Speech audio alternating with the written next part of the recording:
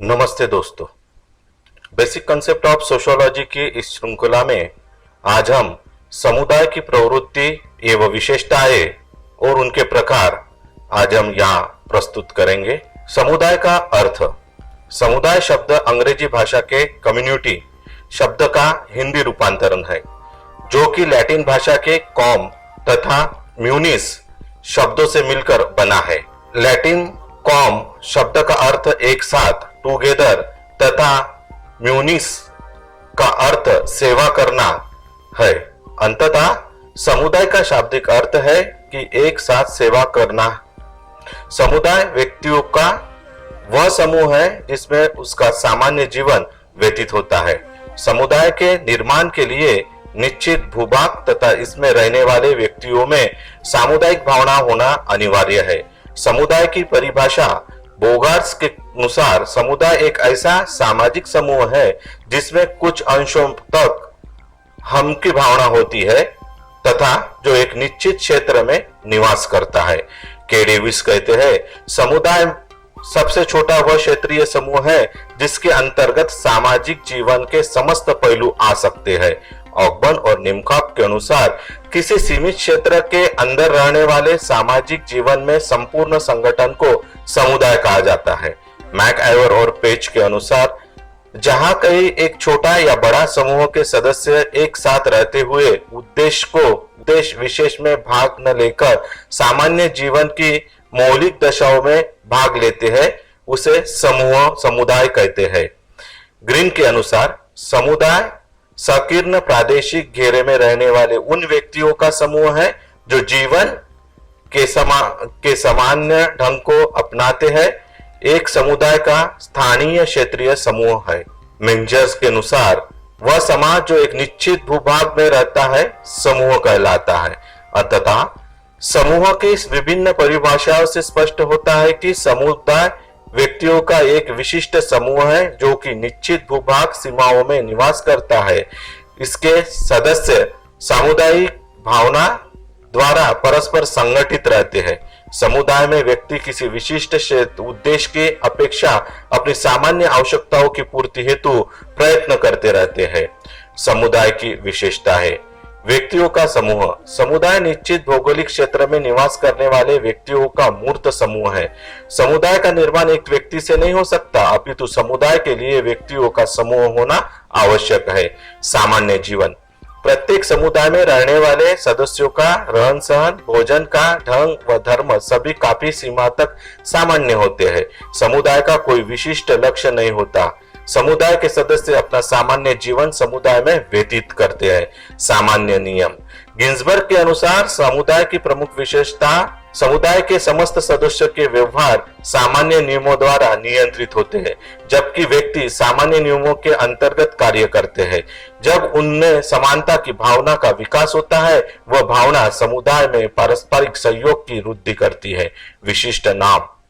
प्रत्येक समुदाय का कोई ना कोई नाम अवश्य होता है। इसी नाम के कारण ही समुदाय एकता का जन्म होता है। समुदाय का नाम ही व्यक्तियों में अपनेपन की भावना को प्रोत्साहित करता है। स्थायित्व। समुदाय चिरस्थायी होता है।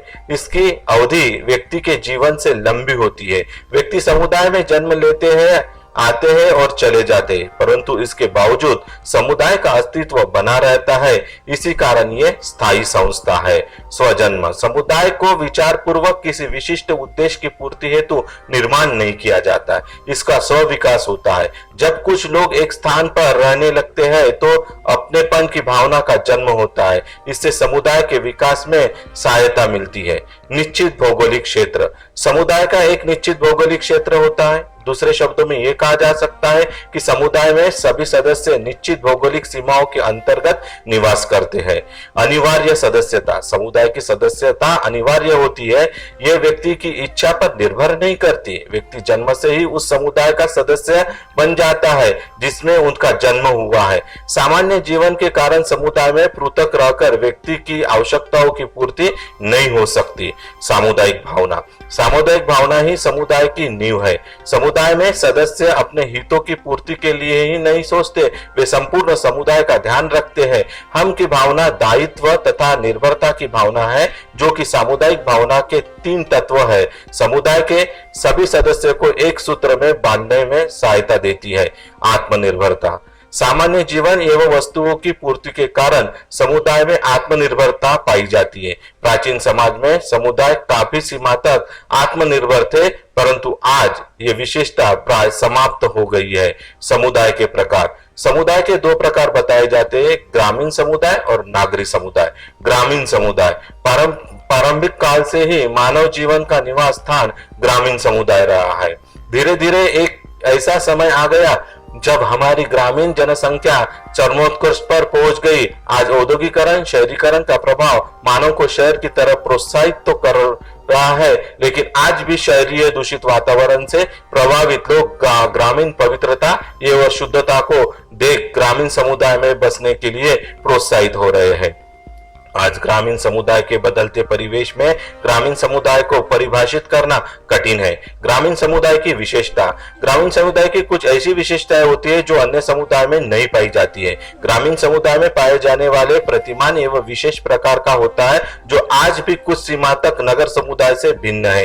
ग्रामीण समुदाय की विशेषताओं में प्रमुख है कृषि व्यवसाय, प्रकृति निकटता, जातिवाद एवं धर्म का अधिक महत्व, सरल एवं सादा जीवन, संयुक्त परिवार, सामाजिक जीवन में समीपता, सामुदायिक भावना, स्त्रियों की निम्न स्थिति और धर्म एवं परंपरागत बातों में अधिक विश्वास, भाग्यवादिता एवं अशिक्षा का बहुमूल्य। नागरिक समुदाय। नगर के विकास के इतिहास से पता चलता है कि कुछ नगर तो नियोजित ढंग से बने हैं, लेकिन कुछ ग्रामीण समुदाय के आकार बढ़ने से नगर के रूप में धारण हुए हैं। नागरीय समुदाय का अर्थ नागरीय शब्द द्वारा नगर से बना है, जिसका अर्थ नगरों से संबंधित है। जैसे शहरी समुदाय को एक सूत्र में बांधना अत्यंत कठिन है, यद्यपि हम नागरीय समुदाय को देखते हैं, वहां के विचारों से पूर्णता अवगत है, लेकिन उससे परिभाषित करना आसान नहीं है।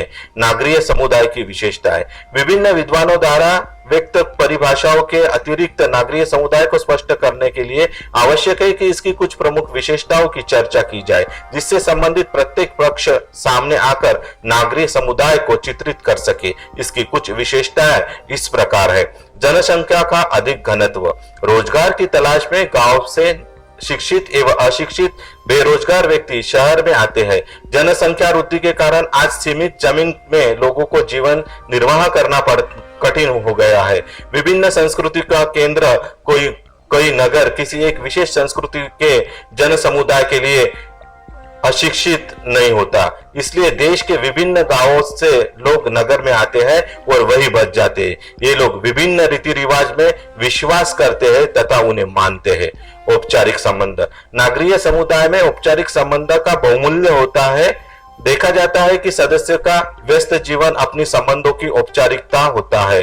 अंधविश्वास में कमी। नागरीय जीवन में विकास के साधन एवं सुविधा की उपलब्धता के साथ साथ या शिक्षा और सामाजिक बोध ग्रामीण समुदाय से अधिक पाया जाता है। अतः यह स्पष्ट होता है कि यहाँ के लोगों का पुराने अंधविश्वास एवं रूढ़ियों में कम विश्वास होता है। अनामकता। नागरीय समुदाय की विशाल एवं उनके व्यस्त जीवन के कारण लोगों को पता ही नहीं होता कि पड़ोस में कौन रहता है और क्या करता है। बहुतांश देखा गया है कि लोग एक दूसरे के विषय में जानने तथा उसमें तालमेल रखने में कम रुचि रखते हैं, जब तक कि उनका कोई विशेष लाभ नहीं या उसका पारिवारिक संबंध न हो। आवास की समस्या। आप विभिन्न कर्मचारी योजना के बावजूद भी बड़े बड़े नगरों में आवास की समस्या अति गंभीर होती जा रही है। अनेक गरीब एवं कमजोर लोग अपनी रातें सड़क और पटरियों पर, बस अड्डों पर और रेलवे स्टेशन पर व्यतीत करते हैं। अधिकाधिक मध्यम वर्ग व्यक्तियों के पास औसतम केवल 1 या 2 कमरे का मकान होता है। कारखाने वाले नगरों में नौकरी के तलाश में श्रमिकों की संख्या बढ़ जाती है, जिसके कारण उन्हें उनके रहने के लिए उपयुक्त स्थान नहीं मिल पाता है। झुग्गी झोपड़ी जैसी बस्तियां बढ़ने लगी है। वर्ग अतिवाद। नागरिक समुदाय में धनियों के धनी और गरीबों के गरीब वर्ग के लोग पाए जाते हैं। अर्थात यहाँ भव्य कोठियों में रहने वाले, ऐश्वर्यपूर्ण जीवन व्यतीत करने वाले तथा दूसरे तरफ मकानों के अभाव में गरीब एवं कमजोर सड़क की पटरियों पर सोने वाले, भरपेट भोजन न नसीब होने वाले लोगों का निवास होता है। श्रम विभाजन। नागरीय समुदाय में अनेक व्यवसाय वाले लोग होते हैं। यहाँ ग्रामीण समुदाय में अधिकाधिक लोगों का जीवन कृषि एवं उसके संबंधों के कार्यों पर निर्भर होता है। वहीं दूसरी तरफ नागरीय समुदाय में व्यापार, व्यवसाय, नौकरी, अध्ययन आदि पर लोगों का जीवन निर्भर करता है। एकाकी परिवार की महत्ता। नागरीय समुदाय में उच्च जीवन स्तर की आकांक्षा में फलस्वरूप संयुक्त परिवार की जिम्मेदारियां वहन करना कठिनतम साबित होता है एवं शहरी समुदाय में एकाकी परिवार का बाहुल्य होता है। इस परिवार में लगभग स्त्री पुरुष की स्थिति में समानता पाई जाती है। धार्मिक लगाव की कमी। शहरी जीवन में व्याप्त शिक्षा और भौतिकवाद उन्हें धार्मिक पूजा पाठ एवं अन्य संबंधित कर्मकांडों से दूर कर देता है, इसलिए यह धर्म को कम महत्व दिया जाता है। सामाजिक गतिशीलता। शहरी जीवन में अत्यधिक गतिशीलता पाई जाती है। जहाँ गांव का जीवन एक शांत समुद्र की तरह होता है, वहीं शहर का जीवन उबल खाते पानी की तरह होता है। राजनीतिक लगाव। नागरिक जीवन की बढ़ती शिक्षा, गतिशीलता एवं परिवर्तित सभ्यता राजनीतिक क्षेत्र में भी लोगों की रुचि बढ़ा देती है। इनको अपने अधिकारों, कर्तव्य, राजनीतिक गतिविधियों का ज्ञान होने लगता है और इससे राजनीतिक क्षेत्र में झुकाव बढ़ता है। दोस्तों, आज तक अपन ने बेसिक कंसेप्ट ऑफ सोशियोलॉजी की कंसेप्ट के अंतर्गत विविध समाज शास्त्रीय संकल्पना को देखा। आगे भी अपन ये संकल्पना देखते रहेंगे। समाज शास्त्र के विविध वीडियो मैं आपके सामने लेके आता रहूंगा। मेरी आपसे नम्र विनंती है कि आपको अगर मेरा ये वीडियो अच्छा लगता है तो आप इसे लाइक करें, मेरे चैनल को सब्सक्राइब करें। धन्यवाद।